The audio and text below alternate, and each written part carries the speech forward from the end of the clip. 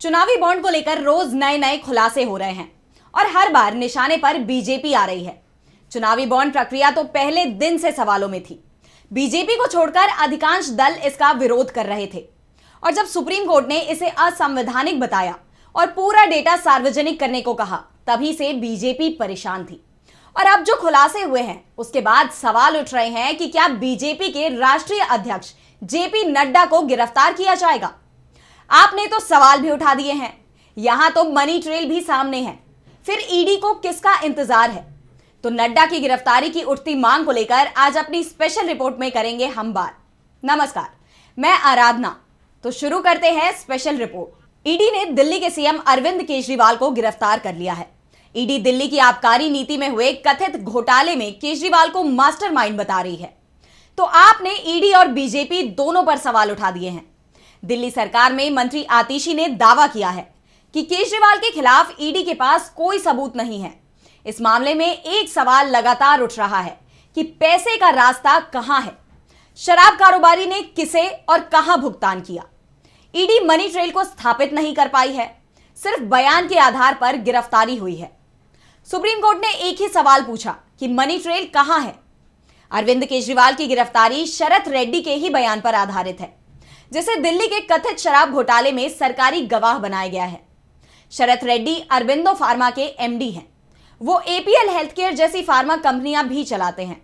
नवंबर 2022 में उन्होंने बयान दिया था कि मैं अरविंद केजरीवाल से नहीं मिला हूं, मेरा आपसे कोई संबंध नहीं है।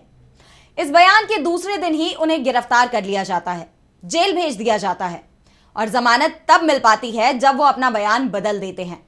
जो ईडी अब तक शेट्टी की जमानत का विरोध कर रही थी, शेट्टी के बयान बदलते ही उसने जमानत का विरोध करना बंद कर दिया।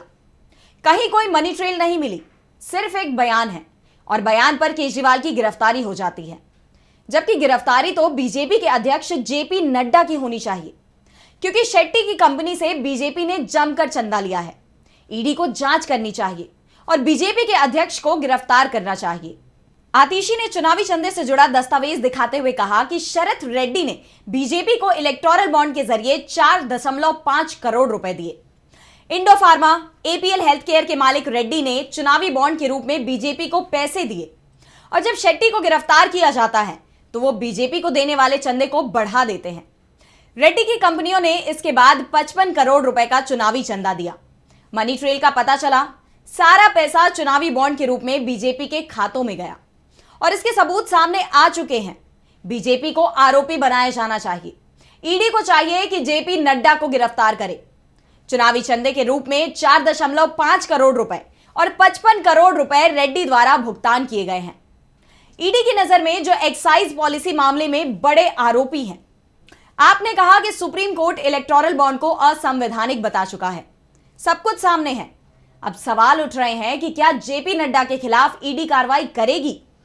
किसी के भी बयान पर अचानक ही सक्रिय हो जाने वाली ईडी उन सबूतों को स्वीकार करेगी जो आम आदमी पार्टी दिखा रही है। नड्डा की गिरफ्तारी की बात आप कर रही है, लेकिन क्या ईडी इस मामले की जांच भी करेगी। ईडी पर कई सवाल उठ रहे हैं और सवाल ईडी और बीजेपी की करीबी को लेकर भी उठ रहे हैं, क्योंकि बीजेपी को चंदा देने वाली कंपनियों में उन कंपनियों की संख्या सबसे ज्यादा है जो ईडी के रडार पर रही हैं। इस बीच इलेक्टोरल बॉन्ड को लेकर भी बड़ा खुलासा हुआ है। सीबीआई, प्रवर्तन निदेशालय और आयकर विभाग की जांच का सामना कर रही 41 कंपनियों ने इलेक्टोरल बॉन्ड के माध्यम से बीजेपी को 2,471 करोड़ रुपए दिए और इनमें से 1,698 करोड़ रुपए इन एजेंसियों के छापों के बाद दिए गए। प्रशांत भूषण ने कहा कि कम से कम 30 फर्जी कंपनियों ने 143 करोड़ रुपए से अधिक के इलेक्टोरल बॉन्ड खरीदकर बीजेपी को चंदा दिया। केंद्र सरकार से 172 प्रमुख कॉन्ट्रैक्ट और प्रोजेक्ट हासिल करने वाले 33 कंपनियों ने भी चुनावी बॉन्ड के माध्यम से दान दिया है। भूषण ने दावा किया कि बीजेपी को इलेक्टोरल बॉन्ड के जरिए 1,751 करोड़ रुपए का चंदा देने वाली इन 33 कंपनियों को सरकार की ओर से मिले प्रोजेक्ट और कॉन्ट्रैक्ट से कुल 3.7 लाख करोड़ रुपए मिले हैं। कल्पतरु समूह ने पिछले साल 3 अगस्त को आईटी विभाग की छापेमारी के 3 महीने के अंदर भाजपा को 5.5 करोड़ रुपए दिए। भूषण ने इलेक्टोरल बॉन्ड योजना को स्वतंत्र भारत का सबसे बड़ा घोटाला बताया। इसके जरिए 4 श्रेणियों में भ्रष्टाचार किया गया। पहला है चंदा दो धंधा लो, दूसरा है हफ्ता वसूली, और तीसरा है ठेका लो रिश्वत दो, और चौथा फर्जी कंपनी। ऐसे में सवाल ईडी पर भी उठ रहे हैं। चुनावी बॉन्ड के खिलाफ याचिका दायर करने वाली आरटीआई कार्यकर्ता अंजलि भारद्वाज ने इस मामले में स्वतंत्र जांच की मांग की है। उन्होंने कहा है कि जांचकर्ता की जांच कौन करेगा। इलेक्टोरल बॉन्ड के माध्यम से किए गए भ्रष्टाचार की जांच के लिए एक स्वतंत्र एसआईटी का गठन किया जाना चाहिए, क्योंकि इस पूरे मामले में ईडी खुद ही जांच के घेरे में फंस गई है। इसलिए ईडी और बीजेपी दोनों पर ही कार्रवाई होनी चाहिए। चुनावी चंदे से जुड़ा एक और बड़ा खुलासा हुआ है। विपक्ष का सवाल है कि चंदे से ही धंधा मिलता है। सबसे ज्यादा चंदा देने वाली कंपनियों में दूसरे नंबर पर रही Megha engineering and infrastructure limited इसका सबसे बड़ा सबूत है। इस कंपनी ने अक्टूबर 2020 में 20 करोड़ रुपए का चुनावी चंदा दिया था और इस चंदे का उसे जमकर फायदा हुआ। इसी साल अक्टूबर नवंबर में कंपनी को 4,500 करोड़ की लागत वाली एशिया की सबसे लंबी जोजिला पास टनल, जो जम्मू कश्मीर से लद्दाख को जोड़ती है, उसका ठेका मिल गया। फिर मार्च 2023 में इस कंपनी को बांद्रा कुर्ला कॉम्प्लेक्स में बुलेट ट्रेन स्टेशन बनाने के लिए 3,681 करोड़ रुपए का प्रोजेक्ट मिला। अप्रैल 2023 में कंपनी ने 140 करोड़ रुपए के इलेक्टोरल बॉन्ड खरीदे। नवंबर 2019 में ही कंपनी को आंध्र प्रदेश में 4,358 करोड़ रुपए के पोलावरम प्रोजेक्ट का ठेका मिला। इसके ठीक पहले अक्टूबर 2019 में कंपनी ने 5 करोड़ रुपए के चुनावी बॉन्ड खरीदे थे। 2019 में कंपनी ने कुल 130 करोड़ के बॉन्ड खरीदे, जिसमें 125 करोड़ रुपए बीजेपी को दिए गए थे। कई कंपनियां तो ऐसी हैं जिन्होंने आमदनी से कई गुना ज्यादा चंदे में दे दिया।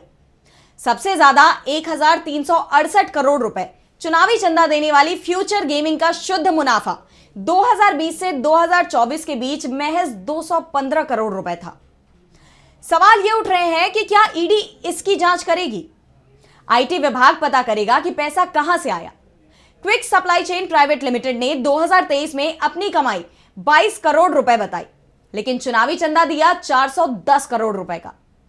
सवाल उठ रहे हैं कि क्या जांच होगी, और जांच होगी तो करेगा कौन? ईडी और आईटी दोनों पर ही सवाल है। प्रशांत भूषण ने तो यहां तक दावा कर दिया कि 1,751 करोड़ का चुनावी चंदा उन कंपनियों ने दिया जिनको भाजपा की सरकारों ने करीब 62,000 करोड़ रुपए के ठेके दिए थे। ऐसे में इसे भारत का सबसे बड़ा घोटाला भी माना जा सकता है। इलेक्टोरल बॉन्ड योजना बीजेपी की सरकार लाई। इस योजना का सबसे ज्यादा फायदा बीजेपी को मिला, और चंदा कैसे मिला, इस पर सवाल है। कांग्रेस से लेकर पूरा विपक्ष बीजेपी की घेराबंदी कर रहा है। बीजेपी चुनावी बॉन्ड योजना को अभी भी बेहतर योजना बता रही है, जबकि सुप्रीम कोर्ट इसे पूरी तरह से खारिज कर चुका है, असंवैधानिक बता चुका है।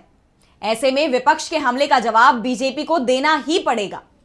सबसे बड़ा सवाल तो यह है कि सब खुलासे चुनावों के दौरान हो रहे हैं। लोकसभा चुनाव चल रहा है और इस बार भ्रष्टाचार का मुद्दा बड़ा मुद्दा बन सकता है।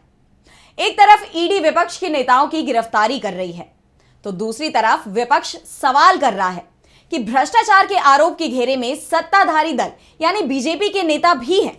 सबूत सामने हैं, उन्हें भी गिरफ्तार किया जाए। लेकिन अभी तक बीजेपी नेताओं के खिलाफ किसी भी तरह की कोई कार्रवाई नहीं हुई। आप नेता मनी ट्रेल दे रहे हैं, दावा कर रहे हैं सबसे बड़े घोटाले में जेपी नड्डा फंसे हैं, लेकिन ईडी कार्रवाई नहीं करेगी। तो आज की हमारी स्पेशल रिपोर्ट में बस इतना ही। अगर आपको ये रिपोर्ट पसंद आई तो वीडियो को लाइक करना ना भूलें और चैनल को सब्सक्राइब कर लें। नमस्कार।